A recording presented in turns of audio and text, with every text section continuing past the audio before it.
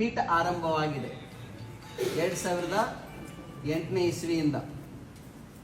2018ನೇ ಇಸ್ವಿಗೆ April 20ಕ್ಕೆ ನಾವು ಪೀಠಾಧ್ಯಕ್ಷರಾಗಿ ಹರಪೀಠಕ್ಕೆ ಆಗಮಿಸಿದ ಮೇಲೆ ಇಲ್ಲಿಯವರೆಗೂ ಈ ಪೀಠದಿಂದ ಒಂದೇ ಒಂದು ರೂಪಾಯಿ ಹಣವನ್ನು ಸ್ವಂತಕ್ಕೆ ಸ್ವೀಕರಿಸಿಲ್ಲ, ಚೆಕ್ಕಿಗೆ ಸೈನ್ ಮಾಡಿಲ್ಲ. ಆ ಯಾವ ಅಧಿಕಾರವೂ ನಮಗೆ ನಾವು ಪಡೆದಿಲ್ಲ. ಇಲ್ಲಿಂದ ಕೆಲವು ಪತ್ರಿಕೆಗಳಲ್ಲಿ ನಮ್ಮ ಕೆಲವು ಟ್ರಸ್ಟಿಗಳು ಒಂದು ಪತ್ರಿಕೆಯಲ್ಲಿ ಇಲ್ಲಿಂದನೇ ಶ್ವಾಸಯೋಗಕ್ಕೆ ಕೇಂದ್ರಕ್ಕೆ ಹಣ ಹೋಗಿದೆ ಅಂತ ಹೇಳಿದ್ದಾರೆ.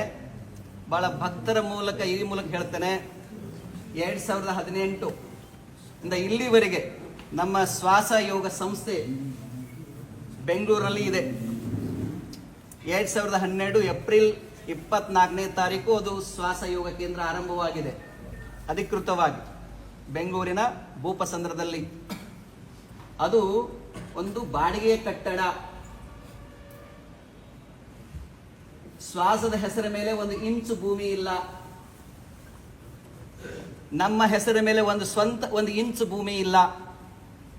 ಈ ಪೀಠಕ್ಕೆ ಬಂದ ಮೇಲೆ ಬೆಂಗಳೂರಿಗೆ ಹೋಗಬೇಕಾದಾಗ ನಾವು ಬೇರೆ ಕಡೆಗೆ ಉಳ್ಕೊಳ್ಳೋಕ್ಕಾಗೋದಿಲ್ಲ. ಅದಕ್ಕಾಗಿ ಆ ಬಾಡಿಗೆ ಕಟ್ಟಡದಲ್ಲಿ ಉಳ್ಕೊಂಡು ಅಲ್ಲಿರುವಂಥ ಕಾರ್ಯಕ್ರಮಗಳಿಗೆ ನಾವು ಹೋಗಿದ್ದೇವೆ. ಆ ಹಿನ್ನೆಲೆಯಲ್ಲಿ 2018ರಿಂದ ಇಲ್ಲಿವರೆಗೆ ಶ್ವಾಸ ಬ್ಯಾಂಕ್ ಅಕೌಂಟ್ ಸ್ಟೇಟ್ಮೆಂಟ್ ಅನ್ನ ಇವಾಗ ನಾನು ಅದನ್ನ ರಿಲೀಸ್ ಮಾಡ್ತೇನೆ. ಒಂದೇ ಒಂದು ಸಿಂಗಲ್ ರುಪೀಸ್ ಇಲ್ಲಿಂದ ಅಲ್ಲಿ ಹೋಗಿಲ್ಲ. ಆದ್ರೆ ಅಲ್ಲಿರುವಂತಹ ಹಣವೇ ಇಲ್ಲಿ ಬಂದಿದೆ. ಆ ಬ್ಯಾಂಕ್ ಸ್ಟೇಟ್ಮೆಂಟ್ ಅನ್ನ ನನ್ನ ಮುಂದೆ 2018 ಇಲ್ಲಿ ಈ ದಿನದಿಂದಲೂ ಕೂಡ ಅದನ್ನು ಯಾರೂ ಕೂಡ ಮುಚ್ಚೆ ಮರೆ ಮಾಡ್ಲಿಕ್ಕೆ ಆಗೋದಿಲ್ಲ. ನಾನು ಪಾರದರ್ಶಕ ವ್ಯಕ್ತಿಯಾಗಿ ಬದುಕಿದ್ದೇನೆ. ನಾವು ಮನೆ ಬಿಟ್ಟಿದ್ದು 8 ವಯಸ್ಸಿನಿಂದ ಅಲ್ಲಿಂದ ಇಲ್ಲಿವರೆಗೂ ಇವತ್ತಿಗೂ ನನ್ನ ಪೂರ್ವಾಶ್ರಮ ಕೈಲಿ ಹೆಜ್ಜೆ ಇಟ್ಟಿಲ್ಲ, ಪಾದ ಹಾಕಿಲ್ಲ. ನಾನು ಸಿದ್ದೇಶ್ವರ ಅಪ್ಪಗಳು ನಮ್ಮ ಪೂರ್ವಾಶ್ರಮ ತಂದೆಯವರು ಇಬ್ಬರು ಬಹಳ ಆಪ್ತರು. ಸಿದ್ದೇಶ್ವರ ಅಪ್ಪಗಳು ಜನವರಿ 2ನೇ ತಾರೀಕು ಅವರು ಲಿಂಗೈಕ್ಯರ ಆದಂಥ ಸಂದರ್ಭದಲ್ಲಿ ಹಿಂದಿನ ದಿನ ಅವರ ಪಾದ ಸೇವೆಯನ್ನು ಮಾಡ್ತಾ ಇದ್ದೇವೆ ನಾವು. ಅವರು ಮತ್ತು ನಮ್ಮ ಪೂರ್ವಾಶ್ರಮ ತಂದೆಯವರು ಎಷ್ಟು ಅವಿನಾಭಾವ ಸಂಬಂಧ ಅಂತಂದ್ರೆ, ಆ ಕಡೆಗೆ ಸಿದ್ದೇಶ್ವರ ಅಪ್ಪಗಳು ಆರೋಗ್ಯ ತಪ್ಪಿತು, ಇದರಲ್ಲಿ ನಮ್ಮ ಪೂರ್ವಾಶ್ರಮ ತಂದೆಯ ಆರೋಗ್ಯ ತಪ್ಪಿತು. ಹಿಂದಿನ ದಿನ ಸಿದ್ದೇಶ್ವರ ಅಪ್ಪಗಳು ಒಬ್ರು ಸ್ವಾಮಿಗಳು ಬಂದು ಒಂದು ಬರೆದು ಕೊಟ್ಟರು. ವಚನಾನಂದ ಮಹಾಸ್ವಾಮಿಗಳು ಪೂರ್ವಾಶ್ರಮ ತಂದೆಯವರು ಹಾಸಿಗೆ ಬೆಡ್ನಲ್ಲಿ ಮಲಗಿದ್ದಾರೆ, ಆರೋಗ್ಯ ಕೈ ಕೊಟ್ಟಿದೆ, ಕೊನೆಗೆ ಅವ್ರು ನೋಡಬೇಕು ಅಂಥೇಳಿ ಇಚ್ಛೆ ಪಟ್ಟಿದ್ದಾರೆ ಅಂತ ಹೇಳಿದಾಗ ಸಿದ್ದೇಶ್ವರ ಮಾತಾಡೇ ಬರ್ತಿರ್ಲಿಲ್ಲ. ನಮಗೆ ಕರೆದು ಹೋಗು ಅಂತಂದ್ರು. ನಾನು 2ನೇ ತಾರೀಕು ಹೋದೆ. ಹೋಗುವೊಳಗಾಗಿ ಅವರು ಪ್ರಾಣ ಬಿಟ್ಟಿದ್ರು. ಅದು ಮನೆಗೆ ಹೋಗ್ಲಿಲ್ಲ, ಅಲ್ಲೇ ಆಸ್ಪತ್ರೆಗೆ ಹೋದೆ. ಅವಾಗ ಹೋಗಿ ಒಂದು ಹಾರ ಹಾಕಿ ಬಂದೆ. ಮತ್ತೆಂದು ಆ ಕಡೆಗೆ ಪಾದವನ್ನು ಇಟ್ಟಿಲ್ಲ. ಬಂಧುಗಳೇ, ನಾವು ಸನ್ಯಾಸ ಸ್ವೀಕಾರ ಮಾಡಿ ಇದೇ ಗುರುಪೂರ್ಣಿಮಾ ಬರೋ ಗುರುಪೂರ್ಣಿಮೆಗೆ 25 ವರ್ಷಗಳಾಗಿದೆ. ಆರಾಧ್ಯ ಪ್ರಾಣಲಿಂಗವೆಂದು ಪುನರ್ಜಾತನಾದ ಬಳಿಕ ಸಂಸಾರ ಎಣ್ಣವರು ತನ್ನವರೆಂದರೆ ನಂಟು ಭಕ್ತಿ ನಾಯಕ ನರಕ ಅಂತ ಹೇಳಿ ಬಸವನವರು ಹೇಳ್ತಾರೆ. ಒಂದು ಸಲ ಸನ್ಯಾಸ ದೀಕ್ಷೆನ ತೆಗೆದುಕೊಂಡ ಮೇಲೆ ಅಪ್ಪ ಅವ್ವ ಅಣ್ಣ ತಮ್ಮ ಅಂತ ನಾನು ಏನಾದ್ರೂ ನಂಟಸ್ತಿ ಮಾಡಿದ್ರೆ ಅದು ನಾಯಿ ನರಕ ಬರ್ತದೆ ಅಂತ ಬಸವನವರು ಹೇಳ್ತಾರೆ. ಅದಕ್ಕಾಗಿ ಒಂದು ಬ್ರಹ್ಮಚರ್ಯವಾಗಿ ನನ್ನ ಬಗ್ಗೆ ಹೆಚ್ಚಿನ ಬಗ್ಗೆ ತಿಳ್ಕೋಬೇಕಾದ್ರೆ ಇಳಕಲ್ಲದ ವಿಜಯ ಮಹಾಂತೇಶ್ವರ ಸಂಸ್ಥಾನ ಮಠದ ಗುರು ಮಹಾಂತ ಸ್ವಾಮಿಗಳಿಗೆ ಕೇಳಿ. ಇವತ್ತು ಅವರು ಜೀವಂತಿದ್ದಾರೆ.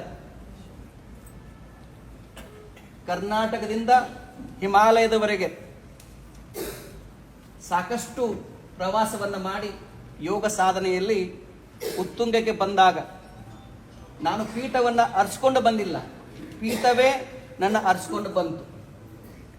ಈ ಸಮಾಜದ ನೊಗವನ್ನ ಯಾರೊಬ್ಬರು ಹೊರದೇ ಇದ್ದಾಗ, ಸಮಾಜದ ಕಟ್ಟ ಕಡೆಯ ವ್ಯಕ್ತಿಗೆ ಅನಾಥ ಪ್ರಜ್ಞೆಯ ಕಾಡುತ್ತಿದ್ದಾಗ, ಈ ಸಮಾಜದ ನೊಗವನ್ನ ಅತ್ಯಂತ ಜವಾಬ್ದಾರಿಯಿಂದ ಹೊತ್ಕೋಬೇಕು ಅಂತ ಹೇಳಿ ಬಂದಿದ್ದೇನೆ. ನನ್ನ ಎಲ್ಲ ಶಕ್ತಿ, ನನ್ನ ಸಾಮರ್ಥ್ಯವನ್ನ ಸಮಾಜಕ್ಕೆ ಸಮರ್ಪಿಸಿದ್ದೇನೆ. ನನ್ನ ಶಕ್ತಿ, ನನ್ನ ಸಾಮರ್ಥ್ಯವನ್ನ ಸಮಾಜಕ್ಕೆ ಸಮರ್ಪಿಸಿದ್ದೇನೆ ನಾನು.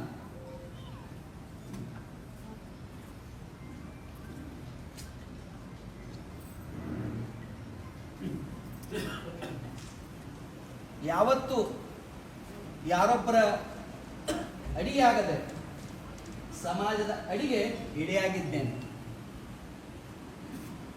ಸಮಾಜ ಸುತ್ತು ಕಟ್ಟುವನ್ನುವಂತಹ ತತ್ವದ ಮೇಲೆ ನನ್ನನ್ನು ನಾನು ಸಮರ್ಪಣೆ ಮಾಡಿಕೊಂಡಿದ್ದೇನೆ. ಭಕ್ತನ ಮನೆ ಅಂಗಳವೇ ಕಾಸಿ, ಭಕ್ತನೇ ಭೂಮಿಯ ಮೇಲಿನ ಭಗವಂತ ಅಂತೇಳಿ ನಾನು ಸಮರ್ಪಣೆ ಮಾಡಿಕೊಂಡಿದ್ದೇನೆ.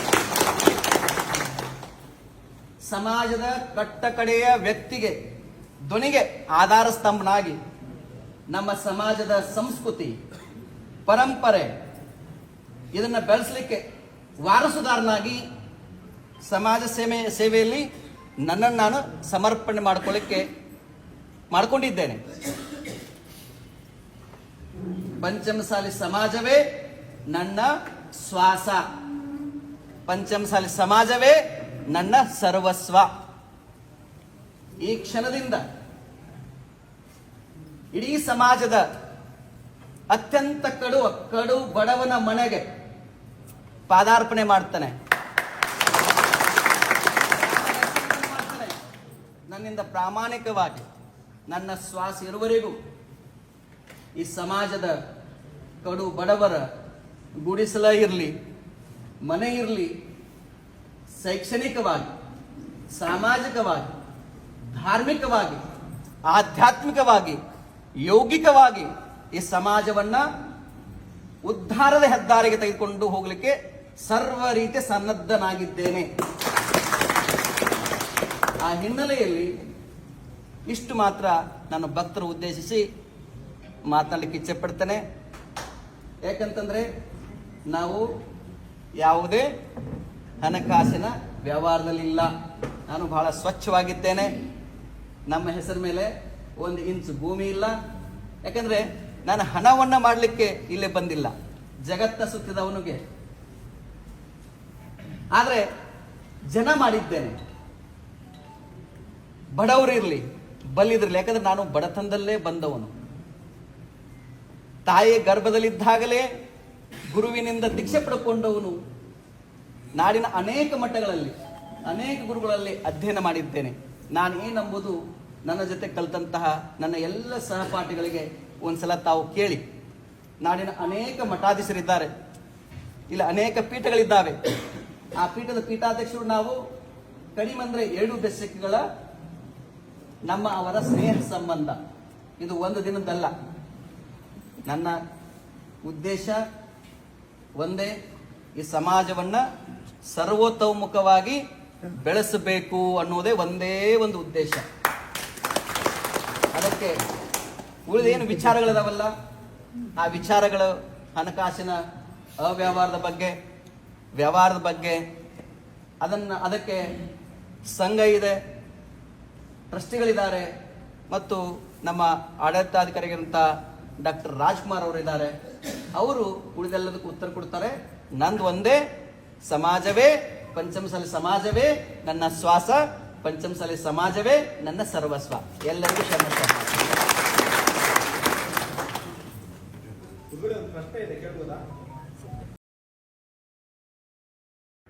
ರಾಜದಾರಿ ಟಿವಿ, ಅಡೆತಡೆ ಇಲ್ಲದ ಪ್ರಜಾದಾರಿ.